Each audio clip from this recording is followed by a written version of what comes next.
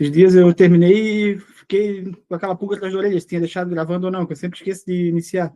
Mas então, vamos lá. Hoje é o encerramento do livro de Êxodo. A gente vai estudar os capítulos 37, 38, 39 e 40. No estudo de hoje, a gente vai ver o clímax, que é a construção do tabernáculo. E esses capítulos, eles concluem a narrativa da construção da morada de Deus entre o povo.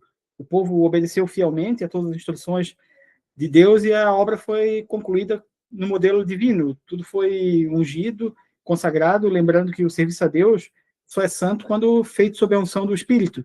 E, enfim, a glória de Deus encheu o tabernáculo, o sinal de que Deus agora habitava no meio do seu povo. Aquele povo que ele tirou da escravidão, que estava lá por 400 anos se sentindo esquecido, foi salvo, viu milagres e agora tinham Deus morando entre eles, finalmente. Então, vamos iniciar a leitura do capítulo 37. Bezalel fez a arca com madeira de acácia, com 1,10 m de comprimento, 70 centímetros de largura e 70 centímetros de altura. A arca de aliança, como a gente viu, era o móvel mais sagrado do tabernáculo. Ela representa a presença de Deus habitando entre seu povo. E feita de madeira de acácia, como um símbolo da humanidade incorruptível de Cristo, e revestida de ouro, que apontava para a natureza divina dele. Revestiu-a de ouro puro, por dentro e por fora, fez uma moldura de ouro ao seu redor, fundiu 4 argolas de ouro para ela, prendendo-as a seus 4 pés, com 2 argolas de um lado e 2 do outro. Depois fez varas de madeira de acácia, revestiu-as de ouro e colocou nas argolas laterais da arca para que pudessem ser carregadas. Então a arca era transportada pelos sacerdotes, ela tinha toda a estrutura das argolas, das hastes, para poder transportar, não podia ser tocada diretamente, porque ela é santa, representando a santidade absoluta da presença de Deus, é algo que não pode ser manuseado de qualquer forma. Fez a tampa de ouro puro, com 1,10 m de comprimento por 70 centímetros de largura. A tampa, o propiciatório, como ela é chamada, era o local onde o sangue era aspergido no dia da expiação, uma vez por ano, e é o símbolo perfeito de Cristo como o nosso mediador, aquele que cobre o pecado com o sacrifício, com o sangue. Fez também 2 querubins de ouro batido nas extremidades da tampa. Fez ainda um querubim numa extremidade e o segundo na outra, formando uma só peça com a tampa. Os querubins tinham asas estendidas para cima, cobrindo com ela a tampa. Estavam de frente um para o outro, com o rosto voltado para a tampa. Então, os querubins representavam a santidade e a vigilância de Deus. As asas deles estendidas cobriam o propiciatório, indicando que a misericórdia guarda a santidade. E o lugar onde os querubins ficavam era o ponto de encontro entre Deus e o homem, como foi explicado lá em Êxodo 25, 22.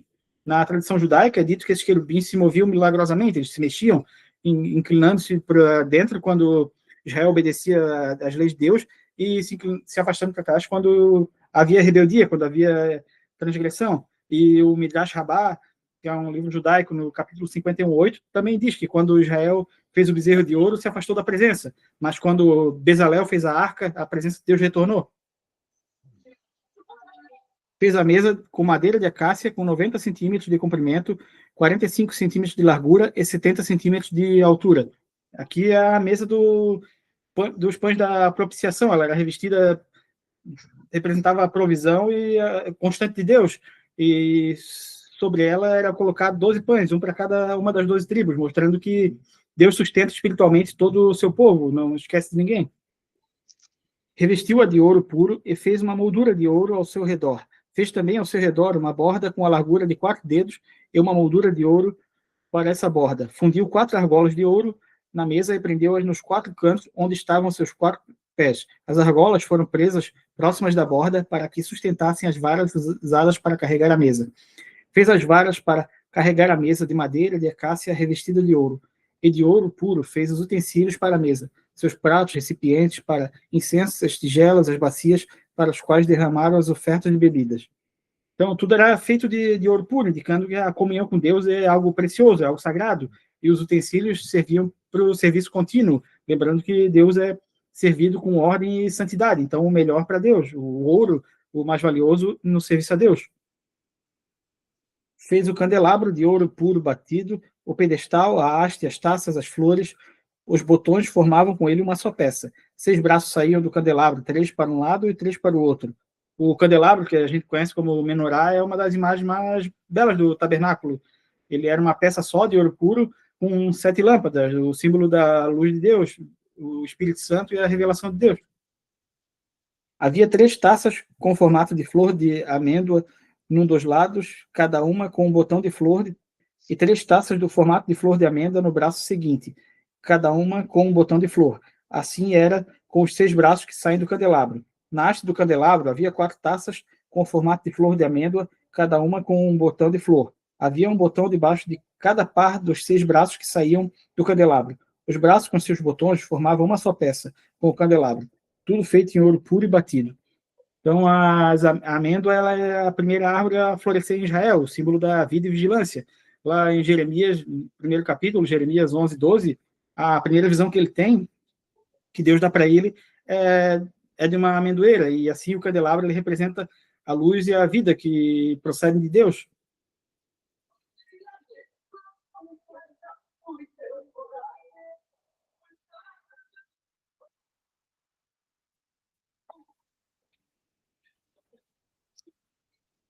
Fez de ouro puro suas 7 lâmpadas de cortadores de pavio e seus apagadores. Com 35 quilos de ouro puro, fez o candelabro com seus botões, todos os seus utensílios. Então, o ouro puro, trabalho artesanal, indica a pureza e a perfeição espiritual. A luz das lâmpadas deveria brilhar continuamente, como foi determinado lá em Êxodo 27, 20 e 21, apontando para Cristo, que lá em João 8:12 é apontado como a luz do mundo, e a igreja como a portadora dessa luz, como dito lá em Mateus 5, 14 e 16. Fez ainda o altar do incenso de madeira de acácia. Era acordado com 45 centímetros de cada lado e 90 centímetros de altura. Suas pontas formavam com ele uma só peça. Então, o altar do incenso ficava diante do véu, bem perto da arca, e ele representa as orações do povo subindo a Deus, como dito lá no Salmo 141:2, que a oração sobe aos céus como a fumaça do incenso, e lá em Apocalipse 8:3 e 4 também, é dito a mesma coisa. E assim como o incenso queimava continuamente, as orações devem ser constantes e agradáveis diante de Deus. Elas devem subir como esse aroma agradável do incenso.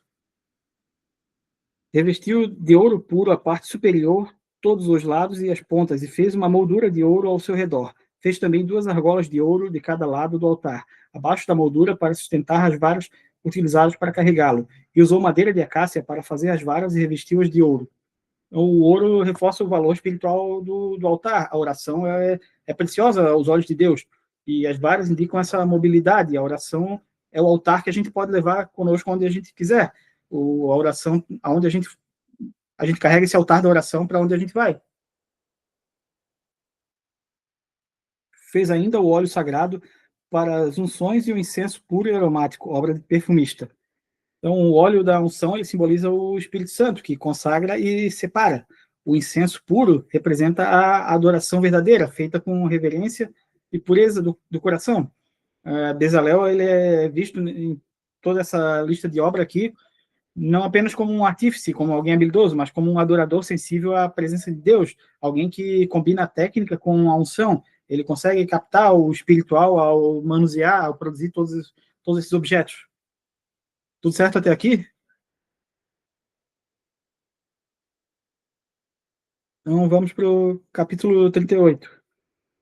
Fez o altar de madeira de acácia para os holocaustos com 1,35 m de altura. Era quadrado com 2,25 m de cada lado. O altar do holocausto ele era o primeiro móvel que se via ao entrar no pátio do tabernáculo. Ele simboliza o sacrifício expiatório, o ponto de partida da comunhão com Deus. Começa com o sacrifício. Ele era feito de madeira de acácia, revestida de bronze, representando a humanidade corruptível de Cristo, revestida do juízo, que o bronze ele sempre simboliza isso. Ele simboliza juízo, simboliza justiça de Deus contra o pecado. E fez uma ponta em forma de chifre em cada um dos 4 cantos, formando uma só peça com o altar, o qual revestiu de bronze. De bronze, fez todos os seus utensílios, os recipientes para recolher cinzas, as pás, as bacias de aspersão, os garfos para a carne e o braseiro. Então, essas pontas de chifre simbolizam o poder e a redenção. O sangue era aspergido sobre elas. A gente vai ver isso lá em Levítico 4:7, mostrando que o perdão do pecado está no sangue derramado, no sacrifício. Esses utensílios aqui, todos eles mostram que cada detalhe do serviço a Deus é importante. Até os instrumentos usados para lidar com fogo, para empurrar a brasa, são santificados. E um detalhe interessante na tradição judaica, lá no Pirkei de Rabi Eliezer, no capítulo 45, é dito que o bronze desse altar foi recolhido das armas de guerra do Egito, transformando esses instrumentos de ofensa, que era para agredir o povo, para oprimir o povo, em algo para adoração, símbolo da redenção do que é profano. Fez uma grelha de bronze para o altar em forma de rede. Debaixo de sua beirada, desculpa, me perdi aqui. Fez uma grelha de bronze do altar em forma de rede, abaixo de sua beirada, a meia altura do altar. Fundiu 4 argolas de bronze para sustentar as varas nos 4 cantos da grelha de bronze. Fez as varas de madeira de acácia, revestiu-as de bronze e colocou-as nas argolas nos 2 lados do altar, para que pudesse carregar. O altar era oco e feito de tábuas. Então, o altar era oco, questão de mobilidade para transportar ele também, simbolizando também que o sacrifício deveria ser queimado totalmente, nada era superficial ou parcial, tudo era feito conforme Deus ordenou. E a precisão e a santidade são a marca registrada dessa obra toda do tabernáculo. Fez a bacia de bronze e a sua base com os espelhos das mulheres que serviam na tenda do encontro. E então a pia de bronze, que servia para os sacerdotes lavar antes de ministrar, ela simboliza a purificação e a santidade.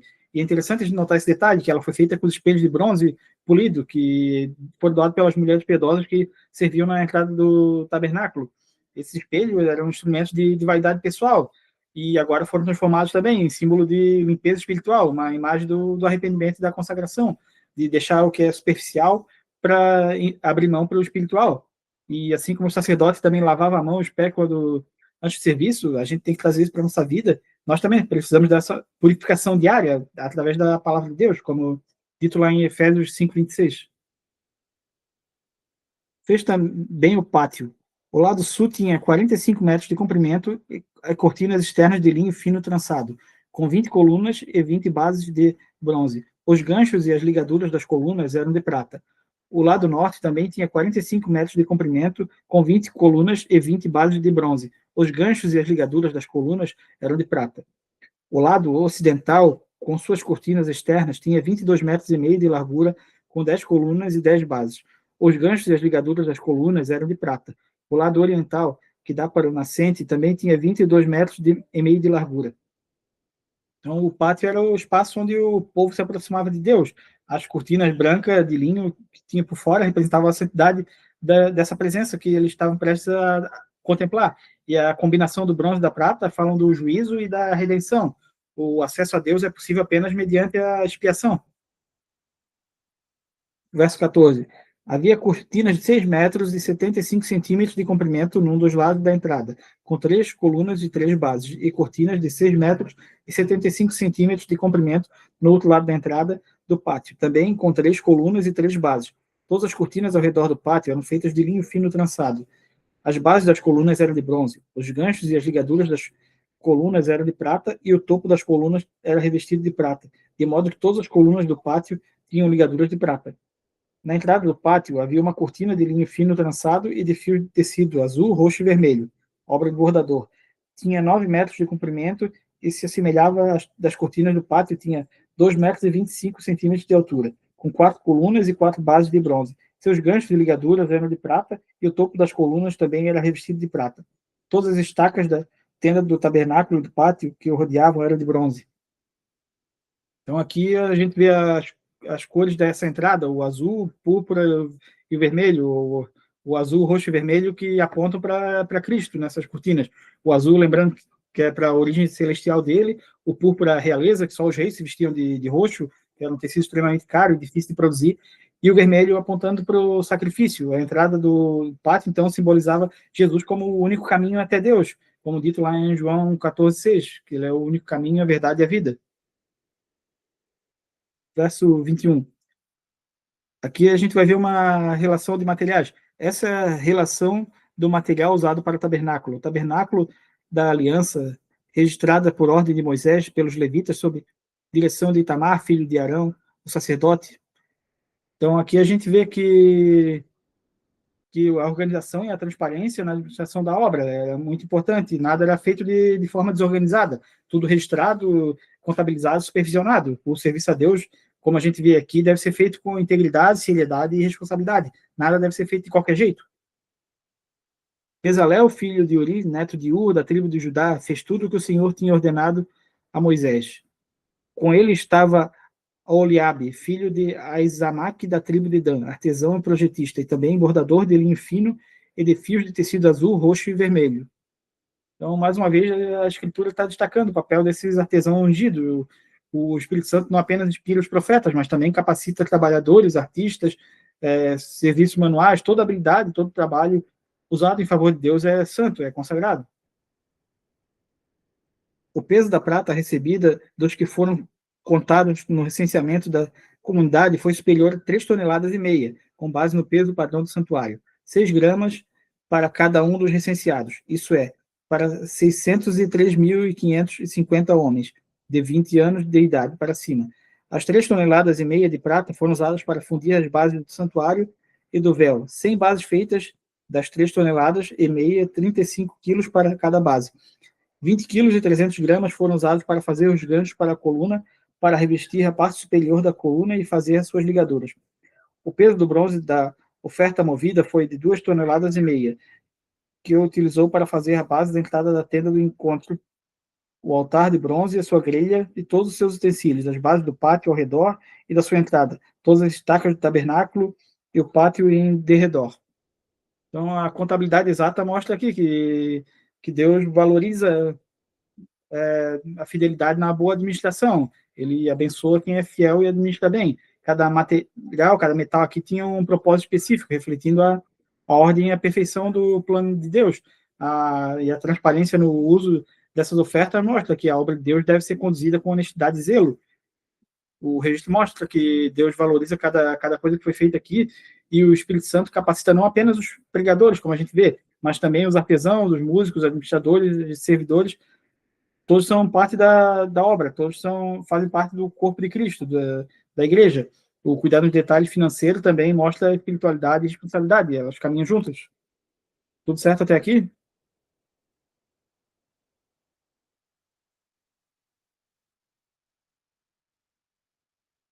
Então, vamos para o capítulo 39. Ele trata a respeito das vestes sacerdotais, cada detalhe. Capítulo 39. Com fios de tecido azul, roxo e vermelho, fizeram as vestes litúrgicas para ministrar no lugar santo. Também fizeram as vestes sagradas de Arão, como o Senhor tinha ordenado a Moisés. Então, as vestes sacerdotais simbolizavam a santidade e a consagração. Cada detalhe, desde as cores até os materiais, apontava para a beleza da presença de Deus. O sacerdote não podia ministrar de qualquer forma, de qualquer jeito. Ele deveria estar revestido da glória e da pureza do serviço santo. Ele, como representante de Deus, tinha que trazer visualmente também essa aspiração. Fizeram um colete sacerdotal de linho fino, trançado de fios de ouro e de fios de tecido azul, roxo e vermelho, e bateram o ouro em finas placas, das quais cortaram fios de ouro para serem bordados no linho fino com o fio de tecido azul, roxo e vermelho, trabalho artesanal. Fizeram as ombreiras para o colete sacerdotal, atadas às duas extremidades para que pudessem ser amarradas.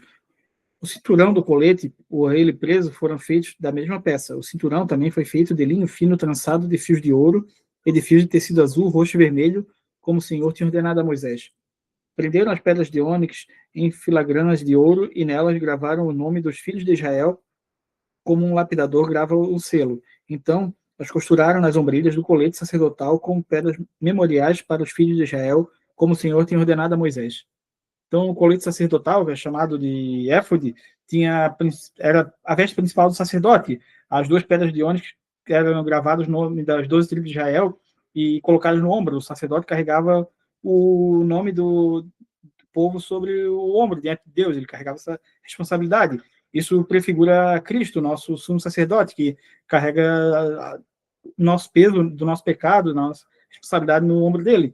E na cultura judaica, lá no Midrash Rabbah, no Talmud, ele relata que para gravar o nome dessas tribos nessas pedras, tanto nessas do ombro como do peitoral, foi utilizado um shamir. O shamir era um tipo de inseto praticamente mitológico que corroía a pedra para fazer esses entalhes. E os judeus também apontam que esse mesmo inseto, o chamir, foi utilizado por Salomão para entalhar as pedras do templo, lá em 1 Reis, porque Deus proibiu o uso de ferramentas de ferro para talhar as pedras. Então, Salomão, estudando o Pentateuco, ele descobriu a existência desse inseto e ele utilizou também, mas isso faz parte da literatura judaica. Fizeram ao peitoral trabalho artesanal como colete sacerdotal, de linho fino, trançado de fios de ouro e de fios de tecido azul, roxo e vermelho. Era acordado com um palmo de comprimento e um palmo de largura, dobrado em dois. Em seguida, fixaram nele 4 fileiras de pedras preciosas. Na primeira fileira havia um rubi, um topázio, um berilo. Na segunda, uma turquesa, uma safira, um diamante. Na terceira, um jacinto, uma ágata e uma ametista. Na quarta, um crisólito, um ônix e uma jaspe, todas fixadas em filagramas de ouro. Havia 12 pedras, uma para cada nome dos filhos de Israel, cada uma gravada como um lapidador grava um selo com o nome de cada uma das 12 tribos. Então, o peitoral do juízo, como ele era chamado, pousado sobre o coração do sacerdote, representando a intercessão e o amor. Então, o sacerdote trazia o povo sobre os ombros, representando a força, e sobre o peito, representando o amor. Assim, também Cristo intercede por nós com poder e compaixão. E essas pedras, elas mostram que, aos olhos de Deus, cada filho de Israel era único, precioso e lembrado. O mesmo se aplica à igreja de hoje, como dito lá em 1 Pedro 2,5, sois pedras vivas. Para o peitoral, fizeram correntes trançadas de ouro puro como cordas. De ouro fizeram 2 filagramas e 2 argolas, as quais prenderam as 2 extremidades do peitoral. Prenderam 2 correntes de ouro, as 2 argolas nas extremidades do peitoral. As 2 extremidades das correntes, as 2 filigramas unidas às peças das ombreiras do colete sacerdotal na parte da frente. Fizeram outras 2 argolas de ouro e as prenderam nas 2 extremidades do peitoral na borda interna, próximo ao colete sacerdotal. Depois fizeram mais 2 argolas de ouro e as prenderam na parte inferior nas ombreiras, na frente do colete sacerdotal, próximo da costura. Logo acima do cinturão do colete sacerdotal, armaram as argolas do peitoral, as argolas do colete com um cordão azul, ligando ao cinturão, para que o peitoral não se separasse do colete sacerdotal, como o Senhor tinha ordenado a Moisés. Então, tudo era unido e ajustado com perfeição, simbolizando a harmonia entre o amor e a justiça de Deus. O colete sacerdotal ele era uma peça única. O peitoral nunca se separava do éfode. A intercessão não pode nunca se separar da santidade. Verso 22. Fizeram o manto do colete sacerdotal inteiramente de fios de tecido azul, obra de tecelão. Então, o manto azul ele simboliza a origem celestial, a origem divina do ministério sacerdotal. O azul representa o céu e o sacerdote servia na terra representando o céu. O serviço dele era uma representação de Deus na terra. Com uma abertura no centro, ao redor dessa abertura havia uma dobra tecida como uma gola para que não se rasgasse. Fizeram romãs de linho fino, trançado de fios de tecido azul, roxo e vermelho em volta da borda do manto. Fizeram ainda pequenos sinos de ouro puro, atando-os em volta da borda entre os romãs. Os sinos e os romãs se alternavam por toda a borda do manto. Tudo feito para ser usado ao se ministrar, como o Senhor tinha ordenado a Moisés. Então, esse romã ele simboliza a frutificação espiritual, e os sinos de ouro representam o testemunho auditivo da presença de Deus. Então, nesse caso, o som dos sinos indica que o sacerdote estava vivo diante de Deus, o serviço era aceitável, produzindo som de vida e não de morte. Então, o fruto desse som junto ensina que a fé verdadeira une o caráter, que era o fruto, o romã, com o testemunho, o som. Os dois têm que caminhar junto, caráter e testemunho. Para Arão e seus filhos, fizeram de linho fino as túnicas, obra de tecelão, o turbante, os gorros e os calções de linho fino trançado. O cinturão também era de linho fino trançado e de fios de tecido azul, vermelho e roxo, obra de bordador, como o Senhor tinha ordenado a Moisés. O linho fino ele simboliza a pureza e a justiça, como a gente vê lá em Apocalipse 19:8. Nada do sacerdote podia ser impuro ou descuidado. Cada detalhe mostrava a santidade exigida por Deus. Sempre termina a sentença como o Senhor tinha ordenado a Moisés, mostrando essa fidelidade às instruções dadas por Deus a Moisés. Fizeram de ouro puro o diadema sagrado e gravaram nele como se grava um selo, consagrado ao Senhor. Depois usaram um cordão azul para prendê-lo na parte de cima do turbante, como o Senhor tinha ordenado a Moisés. Então, essa inscrição colocada sobre a testa de Arão, do sumo sacerdote, expressa o princípio central do sacerdócio. Tudo pertence e é consagrado a Deus. A santidade não era apenas uma aparência externa, mas uma consagração total da mente, do coração e do serviço. E Cristo é o verdadeiro sumo sacerdote por isso. Ele viveu em santidade perfeita e chama nós também para sermos sacerdócio santo, como dito lá em 1 Pedro 2,9. Assim foi encerrada toda a obra do tabernáculo, a tenda do encontro. Os israelitas fizeram tudo conforme o Senhor tinha ordenado a Moisés. E aqui a gente vê que chega ao clímax da obediência. Tudo feito exatamente como Deus ordenou. Não houve inovação humana, não houve invenção, não houve improviso, apenas fidelidade ao modelo estabelecido por Deus. A obediência completa resulta na bênção completa. Então trouxeram o tabernáculo a Moisés, a tenda, todos os seus utensílios, os ganchos, as molduras, os travessões, a coluna, as bases, a cobertura de pele de carneiro tingida de vermelho, a cobertura de couro e o véu protetor. Então, tudo foi apresentado diante de Moisés para inspeção e aprovação. Ele conferia se realmente estava de acordo com as instruções dadas por Deus ou não. E cada detalhe aqui é conferido, mostrando que Deus se agrada do zelo e da excelência na obra dele. A obra para Deus não pode ser feita de qualquer jeito, como já falei algumas vezes. A arca da aliança, com suas varas e a tampa, a mesa, com todos os seus utensílios, os pães da presença, o candelabro de ouro puro, com sua fileira de lâmpadas e todos os seus utensílios, o óleo para iluminação, o altar de ouro, o óleo da unção, o incenso aromático e a cortina de entrada da tenda, o altar de bronze com sua grelha, suas varas e todos os seus utensílios, a bacia e a sua base, as cortinas externas do pátio com suas colunas de a base e a cortina para a entrada do pátio, as cordas, as estacas da tenda do pátio, todos os utensílios para o tabernáculo, a tenda do encontro, as vestes litúrgicas para ministrar no lugar santo, tanto as vestes sagradas para Arão, o sacerdote, como para as vestes de seus filhos, para o quando servissem como sacerdotes. Então, todos os elementos foram listados e apresentados a Moisés. Nenhum foi esquecido, não faltou nada aqui. Então, a presença de Deus habita no meio do povo que agora estava purificado, restaurado e obediente. Os israelitas fizeram todo o trabalho conforme o Senhor tinha ordenado a Moisés. Moisés inspecionou a obra e viu que tinha feito tudo como o Senhor tinha ordenado. Então, Moisés os abençoou. Então, a aprovação de Moisés é o símbolo da aprovação de Deus. A obediência trouxe essa bênção e essa alegria. O mesmo princípio vale para nós hoje. A bênção vem quando a gente faz a vontade de Deus com fidelidade, com precisão. Não tem meia obediência, é total ou nenhuma. Tudo certo até aqui? Vamos para o último capítulo do livro de Êxodo. No último capítulo do livro de Êxodo, após a construção do tabernáculo que a gente viu aqui, a gente vai ver finalmente Deus habitar entre o povo. A tradição judaica lá no Midrash Rabbah vê esse capítulo como o retorno da presença de Deus após uma série de exílios espirituais que aconteceram ao longo da humanidade.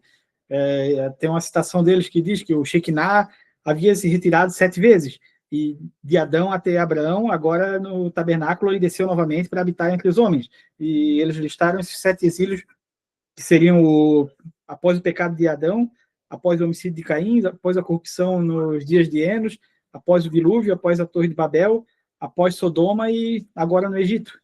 E também na literatura judaica, lá no Pirkei de Rabi Eliezer, ele apresenta o tabernáculo como a continuidade da criação.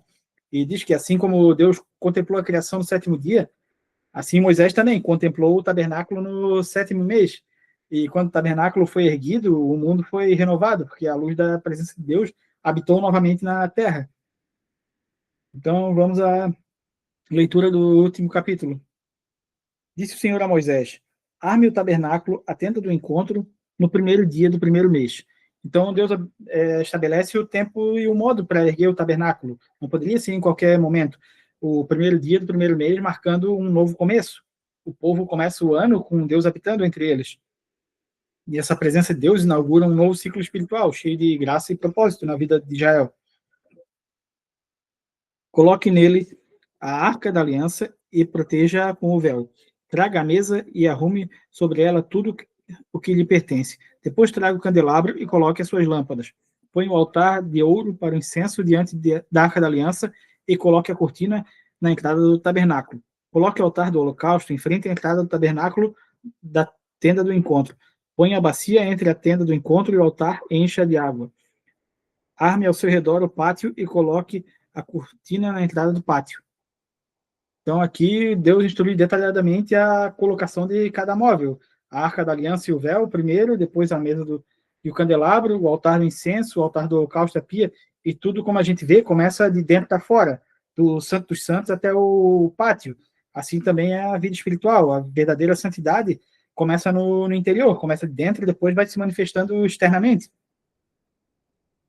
Unja com óleo da unção o tabernáculo e tudo o que nele há. Consagre-o com ele tudo o que lhe pertence, e ele será sagrado.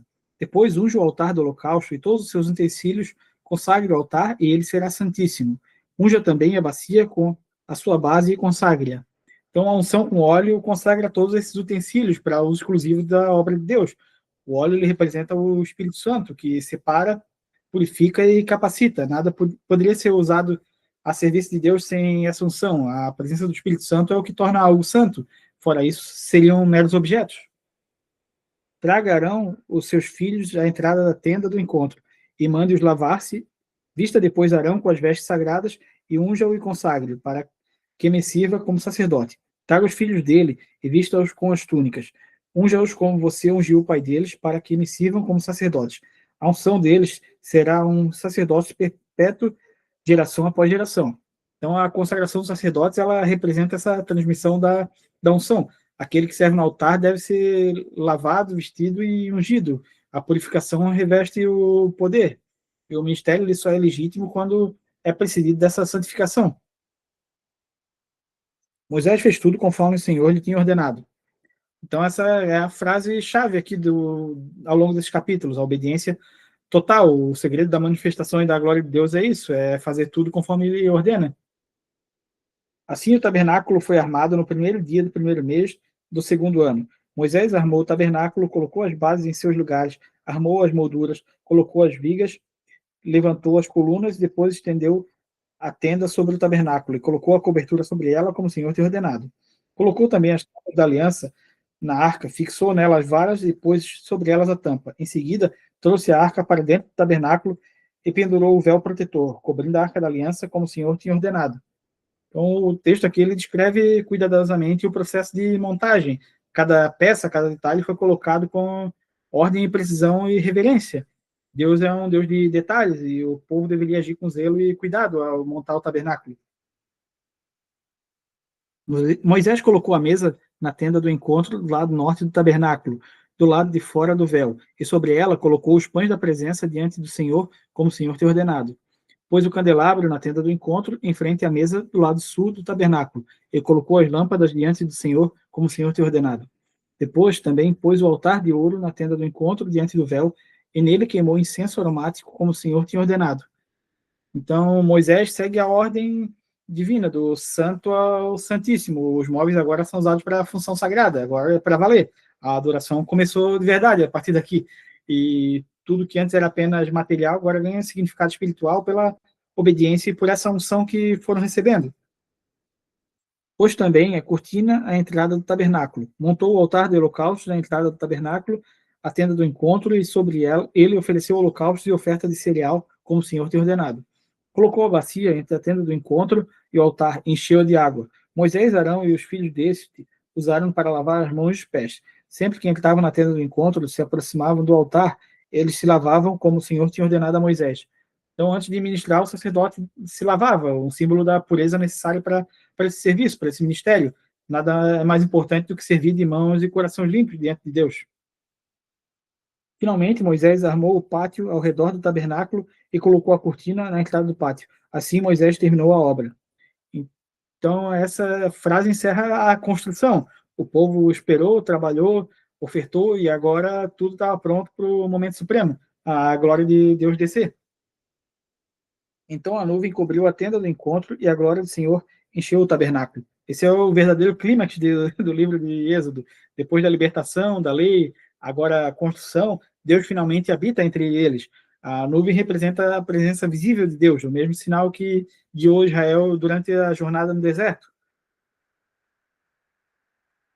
Moisés não podia entrar na tenda do encontro, porque a nuvem estava sobre ela, e a glória do Senhor enchia o tabernáculo. Então, nem mesmo Moisés podia permanecer diante da plenitude da glória de Deus. Isso revela que a majestade e a santidade incomparáveis de Deus. Só o sumo sacerdote poderia entrar lá agora que o tabernáculo foi inaugurado. Mais tarde, somente Cristo. Em Cristo que a gente vai ter acesso pleno à presença de Deus, como dito lá em Hebreus 10, 19.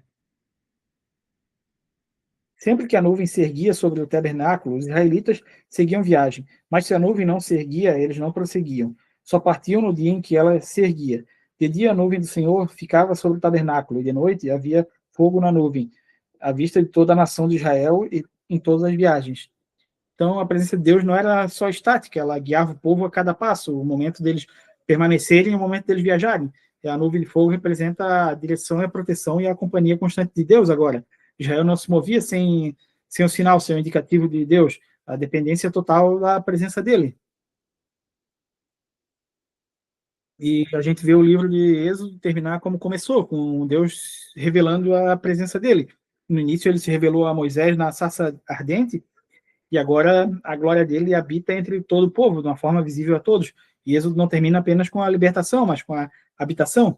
Deus não apenas tira o povo da escravidão no Egito, ele vem morar com eles agora. Tudo certo até aqui? E, então, antes de terminar, eu queria fazer uma leitura para complementar o estudo. Eu queria ler primeiro capítulo 1 de João, versículo 14. E o Verbo se fez carne e habitou entre nós, cheio de graça e verdade. E vimos a sua glória, glória como do unigênito do Pai. O Êxodo termina com a glória de Deus enchendo o tabernáculo, sinal de que ele habita no meio do povo. E essa passagem revela o cumprimento definitivo dessa presença em Cristo. Deus não apenas habita entre nós, mas ele se faz um de nós em Cristo. E o tabernáculo era uma sombra. Jesus é a presença real. Deus encarnado, cheio de vida, graça e verdade. Amém? Amém. Amém. Glória a Deus. Obrigada, Marcos. De nada. Então, vencemos. Encerramos mais um livro. Quero agradecer a todo mundo que participou, se empenhou aqui ativamente. Sei que não é uma leitura tão usual, tão simples. Então, obrigado por permanecer. E semana que vem tem mais. Amém. Semana que vem quero ver vocês aqui de volta. A gente vai avançar para o próximo livro da Bíblia. Não podemos parar. Tá certo. Obrigada, viu, Marcos? Deus abençoe. Uma ótima noite. Deus abençoe a todos. Uma ótima noite. Até semana que vem. Ótima noite. Até semana que vem, em Levítico.